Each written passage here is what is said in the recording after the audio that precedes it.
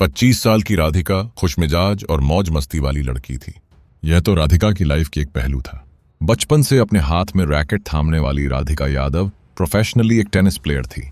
वो कोई नॉर्मल मामूली टेनिस प्लेयर नहीं थी। हरियाणा की टॉप टेनिस प्लेयर के लिस्ट में उसका नाम आता था। वह अपने काम को लेकर बहुत ही ज्यादा फोकस और डिसिप्लिन थी। इसी वजह से वह नवंबर 2024 तक ITF विमेंस डबल के 113वीं रैंक तक पहुंच गई थी। 57 टूर्नामेंट्स, 18 गोल्ड मेडल्स, इतना सब कुछ जीत चुकी थी मात्र 25 साल की उम्र में ही। राधिका अगली सानिया मिर्जा बनने का सपना देखती थी। उसकी मेहनत और लगन को देखकर किसी को शक नहीं था कि वह नहीं बन सकती।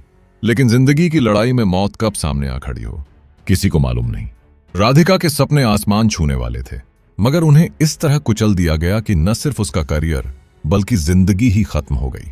और सबसे हैरान करने वाली सच्चाई, यह सब करने वाला कोई दुश्मन नहीं बल्कि घर का ही एक शख्स था, जिसने राधिका के सपने छीने ही नहीं, उसकी जान भी ले ली। जी हां, मैं बात कर रहा हूं राधिका यादव केस के बारे में। 10 जुलाई 2025 गुरुग्राम में सेक्टर 57 के सुशांत लोक के इस घर में जॉइंट फैमिली के साथ रहने वाली राधिका आज सुबह से ही बहुत ही ज्यादा खुश थी, क्योंकि आज उसकी मां का जन्मदिन था। मां को आज थोड़ा जुकाम जैसा था, इसलिए राधिका किचन में खुद अपनी मां के लिए फेवरेट डिश बनाई। इस समय सुबह के 10:30 बज रहे थे।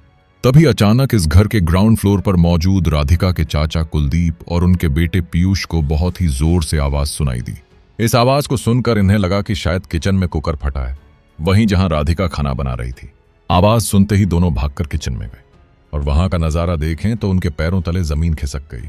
राधिका यहां फर्श पर खून से लथपथ पड़ी हुई थी। वो लोग जल्दी से राधिका को गुरुग्राम के सेक्टर 56 स्थित मरेंगो एशिया हॉस्पिटल्स लेकर भागे, मगर तब तक बहुत देर हो चुकी थी। ये लोग जब तक राधिका को हॉस्पिटल लेकर पहुंचे, उससे पहले ही वो दम तोड़ चुकी थी। किचन में राधिका की मौत कुकर ब्लास्ट से नहीं बल्कि गोली लगने से हुई थी। अब ये केस एक्सीडेंटल नहीं बल्कि मर्डर केस बन चुका था, इसलिए सुबह 11:30 बजे हॉस्पिटल से पुलिस को कॉल किया गया और इन सारी घटनाओं के बारे में बताया गया। पुलिस की एक टीम हॉस्पिटल पहुंची और दूसरी टीम राधिका के घर गई। अब पुलिस का इन्वेस्टिगेशन तो शुरू हो चुका था, मगर राधिका के घर वालों से पुलिस को कोई सीधा जवाब नहीं मिलता है। क्राइम सीन, जो कि घर का किचन था, वहां राधिका का फैला खून और किचन की दीवार में लगी गोली से यह साफ हो चुका था कि राधिका को यही शूट किया गया है। अनजान बनते घर वालों से जब पुलिस वाले पूछताछ अपने तरीके से करती है तो पुलिस वालों को एक कबूलनामा मिला, और यह कबूलनामा किसी और शख्स का नहीं बल्कि राधिका के फादर दीपक यादव का था। अब पहले मैं आप लोगों को दीपक यादव के वह कबूलनामा आप लोगों को बताता हूं जो उन्होंने पुलिस के सामने कबूल किए हैं, और इस कबूलनामा की वजह से पूरे देश में हड़कंप मचा हुआ है। दीपक यादव पुलिस वालों के सामने ये बोले, आज से कुछ दिन पहले मेरी बेटी के कंधे में चोट लग गई थी, जिस वजह से वह खेल नहीं पा रही थी। इसी वजह से वो एक एकेडमी खोली। यहाँ राधिका बच्चों को कोचिंग दिया करती थी। जब मैं वजीराबाद गांव में दूध लेने के लिए जाया करता था, वहां के लोग मेरे ऊपर बोला करते थे, तू अपनी बेटी की कमाई खाता है, एक लड़की की कमाई खाता है। वो लोग मेरी बेटी के कैरेक्टर पर उंगलियां उठाने लगे। मैंने इस बारे में अपनी बेटी को बोला और उस एकेडमी बंद करने के लिए कहा, लेकिन मेरी बेटी मेरी एक न सुनी। वह एकेडमी बंद करने से मना कर दी। इससे मेरी इज्जत को ठेस पहुंची। मैं अब बहुत तनाव में रहने लगा। अब इसी टेंशन में मैंने अपनी लाइसेंसी रिवॉल्वर निकाली। उस समय मेरी बेटी किचन में खाना बना रही थी तो मैं पीछे से उसके कमर पर गोली मारी। इस कन्फेशन में दी गई वजह जितनी सीधी दिख रही है, असल में वह उतनी ही झूठी है। अब इस वजह को अच्छे से समझने के लिए, जानने के लिए हमें दीपक और राधिका की बेक स्टोरी के बारे में जानना बहुत जरूरी है। हरियाणा के गुरुग्राम में रहने वाले दीपक यादव पेशे से एक सक्सेसफुल बिल्डर थे, जिनके सिर्फ रेंटल इनकम ही 10 लाख रुपयों से ज्यादा की थी। आज से करीबन 25 साल पहले 23 मार्च वर्ष 2000 में दीपक यादव के परिवार में राधिका का जन्म हुआ। फाइनेंशियली मजबूत होने की वजह से दीपक यादव अपनी बेटी की admission Scottish high international school जैसे प्रीमियम स्कूल में करवाया, जिसकी साल की ही फीस लाखों में थी। राधिका अपनी पढ़ाई के साथ साथ बहुत ही कम उम्र में टेनिस का रैकेट भी अपने हाथों में थामी। वह अपने हाथों में रैकेट पकड़ी ही नहीं बल्कि मेहनत, लगन, डिसिप्लिन से बहुत ही कम उम्र में अच्छा नाम भी कमा ली थी। हर किसी को यही लग रहा था राधिका को देखकर कि देश का अगला सानिया मिर्जा यही बनेगी। यह विश्वास अगर सबसे ज्यादा किसी को था तो वह था राधिका के पिता दीपक यादव को। वही पिता जिसने अपनी बेटी को कत्ल करने के बाद पुलिस के सामने बेटी को मारने की वजह समाज के तानों को बताया। पूछताछ के दौरान पुलिस दीपक यादव से उन लोगों के नाम पूछे जिन्होंने दीपक को उसकी बेटी के खिलाफ उकसाया था। यहां दीपक एक भी आदमी का नाम नहीं बता सका। इसके बाद पुलिस वजीराबाद गांव गई। वहां 20 से ज्यादा लोगों से अच्छी तरह से पूछताछ की, जिसमें दीपक के करीबी लोग भी शामिल थे, मगर किसी ने भी यह बात कबूल नहीं की कि किसी ने दीपक को उकसाया था। अब असली मोटिव के खोज के बीच कॉन्स्पिरेसी थ्योरी के रूप में यहां एक नया एंगल सामने आया, और यह एंगल था लव जिहाद का। 20 जून को रिलीज हुआ करवा नाम का एक म्यूजिक सॉन्ग। रिलेशनशिप के अराउंड इस म्यूजिक वीडियो में Radhika Yadav actor and singer Inamul हक के साथ एक्टिंग करते हुए नजर आ रही थी। देखने में तो यह एक म्यूजिकल वीडियो है, लेकिन अब यहां से इंटरनेट पर कुछ लोग राधिका के हुए मर्डर का जस्टिफाई करने लगे। कहने लगे कि दूसरे धर्म में अफेयर होने की वजह से दीपक समाज में अपनी इज्जत बचाने के लिए अपनी ही बेटी का कत्ल कर दिया। पंजाब टाइगर, जो कि एक टेनिस टीम है जिसकी फाउंडर एक्ट्रेस तापसी पन्नू है, उनका इस सिलसिले में दिल्ली में एक प्रमोशनल इवेंट चल रहा था, जहां क्रिएटिव टीम में इनाम काम किया करता था। यहीं पर राधिका ने इनाम की टीम को रीच आउट कर एक्टिंग में अपना इंटरेस्ट शो किया। अपना खुद का फोन नंबर शेयर करते हुए बोली, अगर आप लोगों के पास एक्टिंग में कोई काम हो तो आप मुझे कांटेक्ट जरूर कीजिएगा। यह पहली बार था जहां राधिका ने टेनिस के अलावा किसी दूसरे फील्ड में अपना इंटरेस्ट जाहिर किया था। 2024 में करवा म्यूजिक वीडियो के लिए राधिका को सिलेक्ट किया गया, जिसमें उसके साथ इनाम ने भी काम किया था। राधिका के मर्डर के बाद से टीआरपी के लिए कई मीडिया कंपनियों ने एक फेक नैरेटिव फैलाना शुरू कर दिया। इसे धर्म से जोड़कर दिखाया जाने लगा और बिना किसी वैलिड प्रूफ के यह दावा किया जाने लगा कि दीपक यादव ने इसी म्यूजिक वीडियो की वजह से और इनाम से अफेयर के चलते ऐसा कदम उठाया, जबकि सच्चाई तो यहां से कोसों दूर थी। राधिका ने यह म्यूजिक वीडियो अपने घर परिवार की मर्जी के बाद ही शूट की थी। शूटिंग के वक्त राधिका अपनी मां के साथ ही सेट पर जाया करती थी। गाने में ना ही कोई कॉस्ट्यूम और ना ही किसी सीन में किसी तरह की वल्गैरिटी थी। यहां तक कि इस गाने की कंप्लीट शूटिंग होने के बाद राधिका की फैमिली को इसमें किसी भी तरह की प्रॉब्लम नहीं आई। इनाम का राधिका से ऐसा कोई रेगुलर कनेक्शन नहीं था, वो तो बस एक आर्टिस्ट की तरह ही दोनों कॉन्टेक्ट में थे। यहां तक कि इनाम को इस केस से पहले राधिका के बारे में पर्सनल कोई जानकारी भी नहीं थी। म्यूजिक वीडियो पूरी तरह से रेडी होने के बाद राधिका अपना इंस्टा अकाउंट डीएक्टिवेट कर दी थी।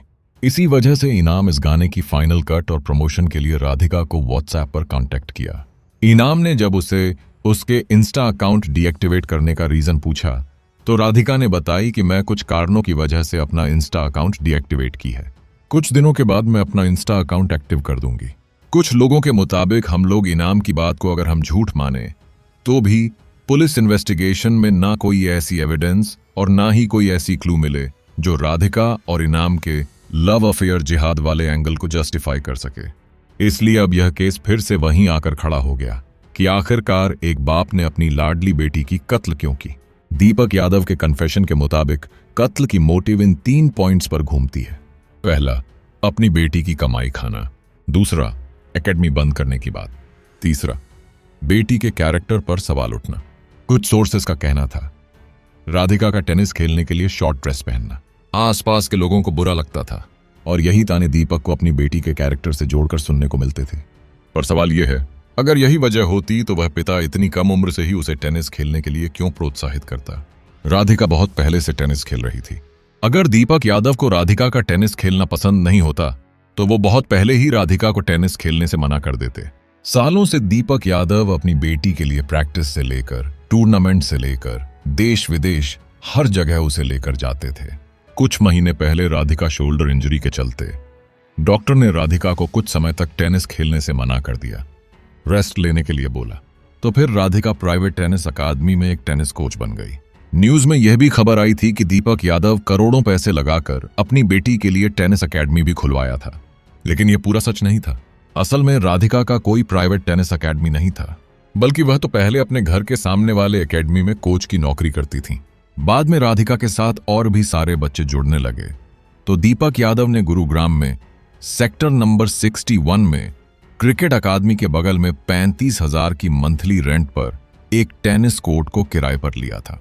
हर कोई जानता था कि दीपक यादव राधिका से ज्यादा खुद राधिका की टेनिस स्पोर्ट को लेकर पैशनेट थे और पिता की तरह सारे खर्चे वही उठा रहे थे। दीपक यादव की फैमिली ना ही सिर्फ पैसों के मामले में स्ट्रांग थी, बल्कि सोसाइटी में उनकी अच्छी खासी पहचान भी थी। अब ऐसे में कन्फेशन के तीनों पॉइंट बेबुनियाद हैं। पुलिस वालों के मुताबिक जब उन्होंने इस केस को अच्छे से इन्वेस्टिगेशन किया तो उन्हें मालूम पड़ा कि यह एक प्री प्लान मर्डर है, क्योंकि उस दिन दीपक ने अपने बेटे धीरज को दूध लाने के लिए बाहर भेजा था, जबकि रोज दूध लाने का काम दीपक का था। पुलिस वाले जब राधिका की मां से पूछताछ की तो राधिका की मां बताई, मुझे इस बारे में कुछ मालूम नहीं है। जबकि यह थोड़ी हैरान कर देने वाली बात है कि घर में इतना बड़ा कांड हो गया और मां को इसके पीछे की वजह मालूम ना हो। अब बात इस केस के सबसे इंपॉर्टेंट एंगल की, जिसके बारे में अब तक किसी ने बात नहीं की। जब राधिका की पोस्टमार्टम रिपोर्ट आई तो मालूम पड़ा राधिका को पीछे से नहीं बल्कि सामने से गोली मारी गई थी। यह बुलेट के एंट्री एग्जिट वाउंड से साफ पता चला, लेकिन पुलिस पूछताछ में दीपक यादव ने गोली पीछे से लगने की बात कही थी। यह कंट्राडिक्शन केस का टर्निंग पॉइंट बन गया। नॉर्मली लोगों को तो यही लगता है कि क्या फर्क पड़ता है गोली कहां से मारी गई हो, मर्डर होना था वह तो हो ही गया ना। लेकिन असल में क्राइम कुछ इस तरह से अंजाम तक पहुंचाया जाता है।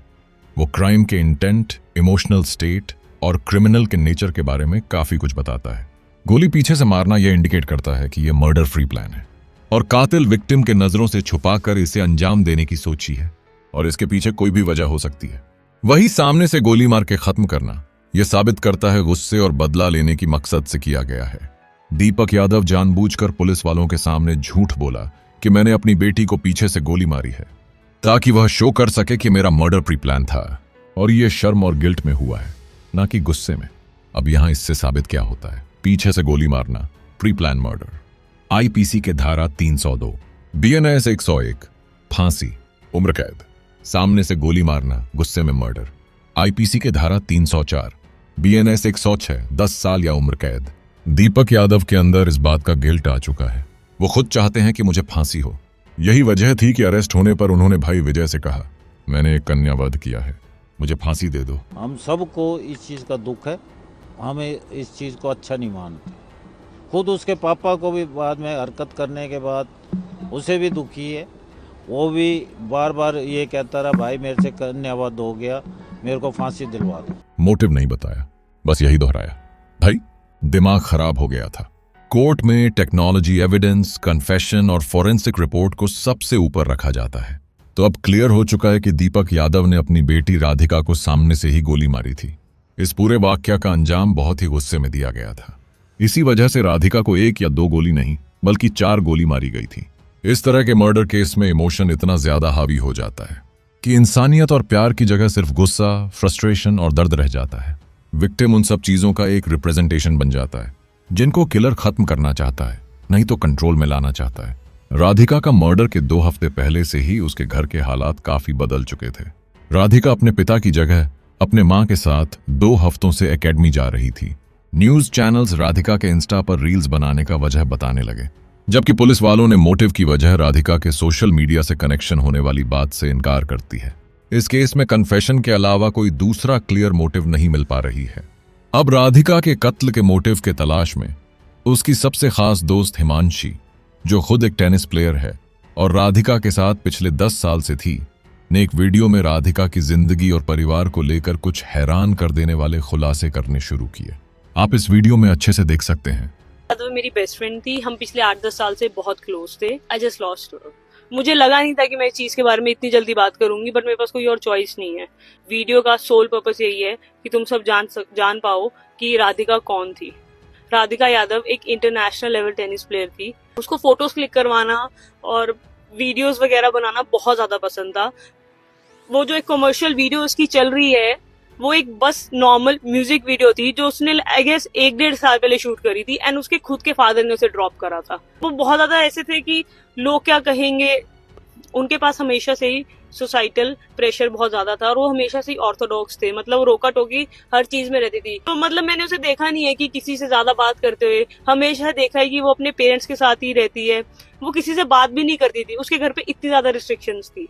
बट वो बहुत टाइम से ना अपने घर पे सफर कर रही थी। बहुत ज्यादा उसको ना घर पे बहुत ज्यादा घुटन महसूस होती थी, क्योंकि ऐसे कौन ही रहना चाहेगा यार, हर चीज का एक्सप्लेन करते रहना कि क्यों कर रहे हैं, क्या कर रहे हैं, किससे बात कर रहे हो। आई रिमेम्बर वीडियो कॉल्स पे भी उसको दिखाना पड़ता था कि अभी देखो हिमांशिका से मेरी बात हो रही है। फैमिली में रिस्ट्रिक्शन वाली बात उन्हीं व्हाट्सएप मैसेज से भी जस्टिफाई होती है। राधिका ने अपने कोच अजय यादव, जो इस समय दुबई में सेटल है, को लास्ट ईयर अक्टूबर 2024 में बताया था, मैं घर से निकलना चाहती हूँ, ऑस्ट्रेलिया नहीं तो दुबई में इंडिपेंडेंट रहना चाहती हूँ। मैं अपनी लाइफ खोलकर एंजॉय करना चाहती हूँ, क्योंकि घर पर काफी सारे रिस्ट्रिक्शन हैं। साथ ही मेरा टारगेट है कि मैं वहां पर कुछ कोर्सेज भी कर लूंगी। राधिका के कोच के मुताबिक दीपक यादव राधिका से ज्यादा, वो खुद चाहते थे कि राधिका सिर्फ और सिर्फ टेनिस गेम पर ही फोकस रहे। वो टेनिस के लिए अपना टाइम, पैसा, रिसोर्सेज, हर चीज खर्च कर रहे थे। अब अगर हम कुछ पॉइंट्स को जोड़ें, 2024 की शुरुआत में राधिका का इंटरेस्ट एक्टिंग की तरफ होना और अक्टूबर 2024 में दूसरे देश में इंडिपेंडेंस रहकर कोर्सेज वगैरह करना, कहीं ना कहीं ये शो करता है कि बेटी और फादर के रिलेशन के बीच जरूर कोई ना कोई प्रॉब्लम आ गई थी। राधिका शायद टेनिस से बाहर होकर बाहर की दुनिया देखना चाहती थी, और वह अपने पिता के सामने अपनी यह बात रख दी होगी कि मैं अपनी जिंदगी अपने तरीके से जीना चाहती हूँ। अब इस समय राधिका अपने पिता के लिए एक बेटी नहीं थी, बल्कि फ्रस्ट्रेशन, गुस्सा और प्रेशर का चेहरा बन गई थी, जो दीपक यादव फील कर रहा था। जैसे कि लोगों की ताने, अपने ईगो की चोट, सोसाइटी का डर कि लोग क्या कहेंगे, कि मेरी बेटी मेरे मुताबिक नहीं चलेगी। उस समय दीपक यह फील कर रहा था, लोग क्या कहेंगे। एक बेटी कंट्रोल नहीं होती। दीपक यादव को लगने लगा कि मेरी बेटी मेरी इज्जत, कंट्रोल और मेरे मर्दानगी के खिलाफ जा रही है। इसी सोच ने दीपक को इतना अंधा कर दिया कि वह अपनी बेटी की जान ले ली। दीपक यादव यह नहीं देख पाए कि समाज में ही कुछ लोग ऐसे होते हैं जो आपका शुभ चिंतक होते हैं, मगर अंदर ही अंदर वो नहीं चाहते कि आप तरक्की करके आगे बढ़े। बेटियां हमेशा अपने पिता के बहुत ज्यादा करीब होती हैं। अक्सर ऑनर किलिंग के केस में एक बाप अपने सबसे लाडली बेटी को किसी पर्सनल रीजन की वजह से नहीं, बल्कि समाज के चक्कर में मार डालता है। यह केस देखने में तो सिलेक्टिव फ्रीडम का लग रहा है, लेकिन यह रियलिटी में उससे कई ज्यादा गुना बड़ा है। राधिका को स्पोर्ट ड्रेस, जो कि टेनिस के गेम में मिनी ड्रेस होती है, वो पहनना अलाउड था, वर्कआउट करना अलाउड था, टूर्नामेंट के लिए बाहर जाकर खेलना अलाउड था। लेकिन राधिका के मर्डर को जस्टिफाई कर रहे लोगों ने उसकी कुछ फोटो और वीडियो से ही जज करके यह कह डाला, इतनी आजादी तो मिली हुई थी, और क्या चाहिए अब। लेकिन क्या सच में राधिका पूरी तरह आजाद थी? राधिका भले 25 साल की हो गई थी, पर उसे हमेशा कॉन्स्टेंटली मॉनिटर किया जाता था। उसकी दुनिया सिर्फ टेनिस के इर्द गिर्द घूमती थी। टेनिस के अलावा किसी भी चीज में उसे पर्सनल चॉइस लेने की आजादी नहीं थी। राधिका को सिर्फ उतनी ही आजादी दी गई थी जिससे फैमिली के लक्ष्य पूरा हो सके। मैं सीधा कहूं, राधिका अपने पिता के लिए एक बेटी नहीं, बल्कि एक प्रोजेक्ट थी, एक कैरियर इन्वेस्टमेंट, जिस पर उन्होंने टाइम, पैसा, एनर्जी सब कुछ खर्च किया था। ऐसे केस में माँ बाप अपने बच्चों को इंसान की तरह देखना भूल जाते हैं। ये भूल जाते हैं कि उनकी भी इमोशनल या सोशल लाइफ होती है। ऐसे बच्चे अपनी इच्छा से कोई दूसरा राह चुनते हैं तो वहीं कंट्रोल एक वायलेंस का रूप ले लेता है।